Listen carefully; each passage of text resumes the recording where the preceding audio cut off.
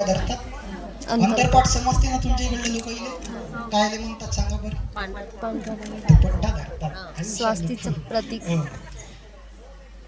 अंतरपाठ धरतात.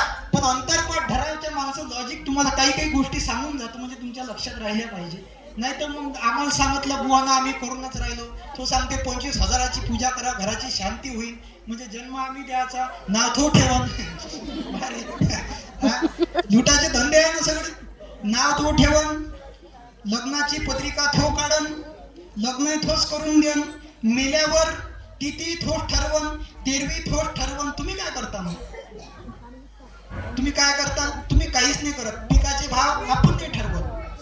कपड्याचे भाव दुकानदार ठरवतात. पिकाचे भाव तुम्ही काय ठरवता? शासन ठरवत. तुमच्या हाती काहीच नाही आहे. म्हणून आपण आता सजग असलं पाहिजे. कुणबी समाजानं सुद्धा अंतरपाठ धरतात लग्नामध्ये. कोण धरतात अंतरपाठ? की आधी इथं जर आजी आजोबा असेल, आता इथे वृद्ध लोक आहे तर यांचे लग्न लहानपणी व्हायचे. बरोबर आप्पाजी? लग्न कोणत्या वर्षी व्हायचं? 11व्या वर्षी, 12व्या वर्षी, 6व्या वर्षी, 5व्या वर्षी. आता लहान लेकराले काही समजत नाही. नवरदेव नवरी 5 वर्षाची, नवरदेव 7 वर्षाचा. तेले जर एकमेकांसमोर उभं केलं, मंगलाष्टक म्हणाले, तेले जर उभं केलं तर एकमेकाला बोकड वाकड करते, भांडणं करतात. म्हणून तो अंतरपाठ आणला. म्हणजे त्याचे चेहरे एकमेकाला दिसले नाही पाहिजे. म्हणून मधात काय धरते? मधात धरते शेला.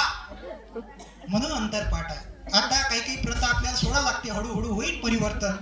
तुमच्या इकडले लोक चांगले आहे, हुशार आहे. खरंच तुकाराम महाराजच्या विचाराचे आहे. मग या अनिष्ट रूढी परंपरा, धागे दोरे, महाराज या सगळ्या तुम्ही गोष्टी सोडून द्या. अरे खरी तुकोबांची गाथा काय आहे हे आपण समजून घ्या. दुसरी गोष्ट, माणूस मेल्यावर तुकडोजी महाराज म्हणतात मृत शरीरास पितांबर